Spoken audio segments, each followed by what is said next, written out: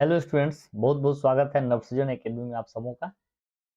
अब तक के वीडियोस में हमने माध्य, माध्यक और बहुलक कैसे निकाला जाता है, खास करके वर्गीकृत आंकड़ों के लिए, इसके बारे में क्लास लाया था।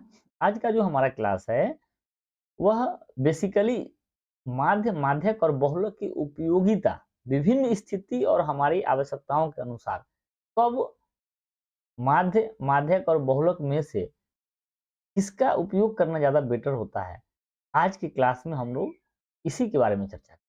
तो आइए सबसे पहले हम लोग माध्य के बारे में चर्चा करते हैं।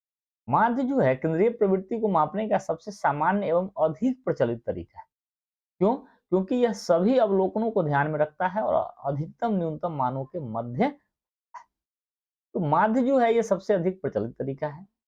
इससे हमें दो या अधिक बारंबारता सारणियों या सांख्यिकीय आंकड़ों की तुलना करने में भी ये हमारे लिए उपयुक्त होता है। परंतु जब किसी आंकड़ा में चरम मान की उपस्थिति हो, अर्थात बाकी सारे मान छोटे हो और कुछ मान बहुत अधिक हो, या बाकी सारे मान बड़े बड़े हो और कुछ मान जो है काफी छोटे, तो जब किसी भी आंकड़े में चरम मान उपस्थित हो तब माध्य जो है सही केंद्रीय प्रवृत्ति को नहीं दर्शाता है। तो उस स्थिति में जहां चरम मान अगर डेटा में उपस्थित हो तो माध्य के बजाय माध्यक निकालना जो है केंद्रीय प्रवृत्ति को बेहतर ढंग से और माध्यक जो है वह दूसरे केस में कब हमारे लिए ज्यादा सुटेबल है, जब व्यक्तिगत अवलोकन महत्वपूर्ण नहीं हो, हमें केंद्रीय प्रवृत्ति का पता लगाना हो, तब माध्यक अधिक उपयुक्त होता है। जैसे किसी फैक्ट्री में काम करने वाले मजदूरों की औसत उत्पादकता पता करना है। यहाँ व्यक्तिगत एक मजदूर की उत्पादकता से अधिक उस कंपनी के समग्र मजदूरों के औसत उत्पादकता का चर्चा है। तो इस केस में हमें माध्यक का जरूरत या माध्यक का यूज करने का ज्यादा अच्छा रिजल्ट मिल सकता है। सिमिलरली किसी देश में औसत वेतन या प्रति व्यक्ति आय निकालना हो, तो जहां भी व्यक्तिगत अवलोकन महत्वपूर्ण न हो करके एक बड़े लेवल के डाटा से केंद्रीय प्रवृत्ति लाना हो, तो वहां पे माध्यक निकालना ज्यादा। और दूसरा कब माध्यक निकालना बेटर होता है, जब किसी भी आंकड़े में चरम मान उपस्थित हो, तो वहां माध्यक निकालना ज्यादा बेटर। अब आते हैं बहुलक पे। तो कभी-कभी हमको किसी आंकड़े से लोकप्रिय वस्तु, सबसे अधिक बार प्रयोग होने वाले वस्तु इत्यादि का पता लगाना होता है। जैसे एक जूता बनाने वाली कंपनी है, वो अलग-अलग साइज के जूते बनाना चाहती है। वह यह जानना चाहता है कि बाजार में किस साइज के जूते सबसे अधिक खपत में है। तो यहाँ पे हमको माध्यक सूटेबल नहीं होगा। यहाँ पे क्या सूटेबल होगा?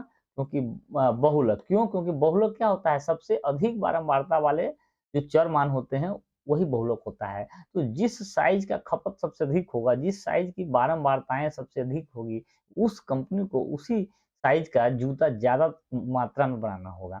तो जब भी कोई, जैसे लोकप्रिय टीवी शो क्या है, सबसे अधिक पसंद किया गया वाहन का रंग पता करना हो, सबसे अधिक मांग वाली वस्तु पता करना हो, तो इन सब प्रकार के जानकारी प्राप्त करने के लिए बहुलक निकालना ज़्यादा सुटेबल होता है। तो ये जो था माध्य, माध्यक और बहुलक की उपयोगिता से रिलेटेड आज का हमारा टॉपिक था। अब हम लोग एक चीज़ और चर्चा करने जा रहे हैं, जो है माध्य, माध्यिका और बहुलक के बीच संबंध।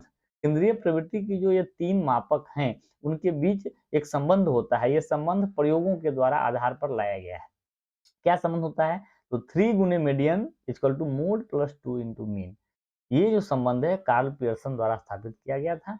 और जब किसी कारणवश अगर कोई एक ही क्वेश्चन हो, इसका माध्य, माध्यक और बहुलक पता करना हो, किसी कारणवश किसी अज्ञात राशि का मान नहीं पता होने पे, सपोज करें कि मीन और मोड निकल जा रहा है और मीडियन नहीं निकल, या मीडियन और मोड निकल पा रहा है, मीन नहीं निकल पा रहा है, तो उस केस में जब 2 केंद्रीय प्रवृत्ति की माप निकल गया हो और तीसरा निकालना हो, तो हम लोग अपने समय को बचाते हुए, या अगर नहीं निकल पा रहा है तो उस केस में भी इस फार्मूले को यूज करके केवल 2 मान निकाल सकते हैं और तीसरा मान जो है इस फार्मूले से ऑलरेडी चला आएगा। तो ये जो है केंद्रीय प्रवृत्ति के 3 मापों के बीच संबंध है, इसको भी ध्यान में रखना है। तो आज का हमारा इसी टॉपिक्स के साथ वीडियो समाप्त हो रहा है।